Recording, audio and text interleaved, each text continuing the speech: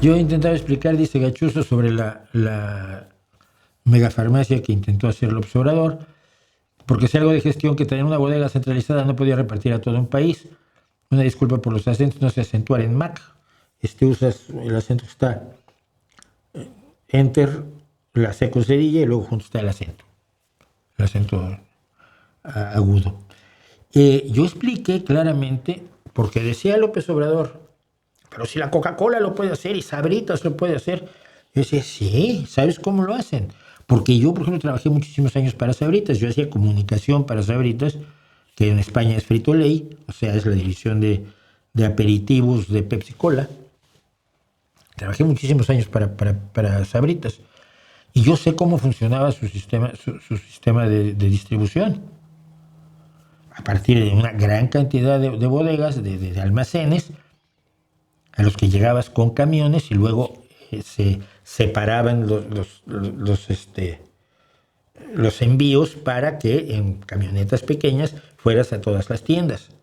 Tenías una gran cantidad de gente trabajando allí.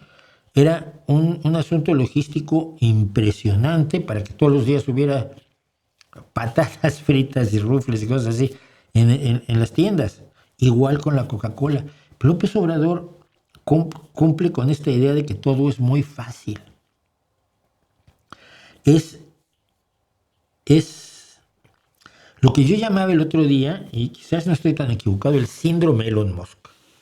Mira, el síndrome Elon Musk es el siguiente.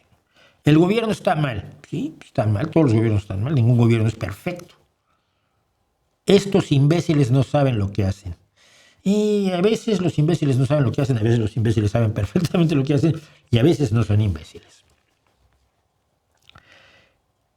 Yo sé más que ellos, sin haber hecho nada en la historia de la humanidad para abordar los problemas de la gestión de lo público. Yo lo puedo arreglar.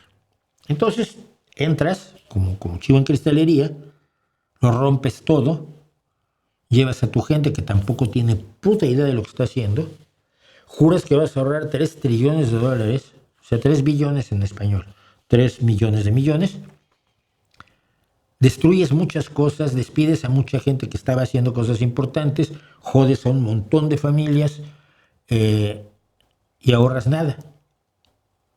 Y de pronto te empiezas a dar cuenta que la gran mayoría de las personas a las que echaste sí estaban haciendo algo útil. Que tú no lo entendías porque tú estabas del otro lado de la cerveza. Estabas criticando con una cervecita en la mano, ¿no? Acuérdense que ya hablamos alguna vez del otro lado de la cerveza, que lo tengo por aquí en algún lado. Aquí. Esto.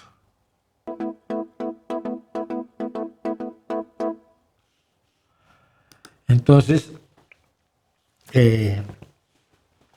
mucha gente, y López Obrador fue uno, y desafortunadamente Claudia Sheinbaum es otra, o Milei es un buen caso, son gente que cree que es muy fácil, porque no se han puesto a estudiar la complejidad del mundo a su alrededor, y al final se llevan unas hostias brutales, ¿no? O sea, Elon Musk salió huyendo, no ahorró casi nada, destrozó un montón de vidas, dejó tullidos muchísimos servicios públicos de gran importancia, porque, es que yo sé, ¿a poco se necesita tanta ciencia para sacar petróleo? Que decía el observador. Sí, sí se necesita mucha ciencia.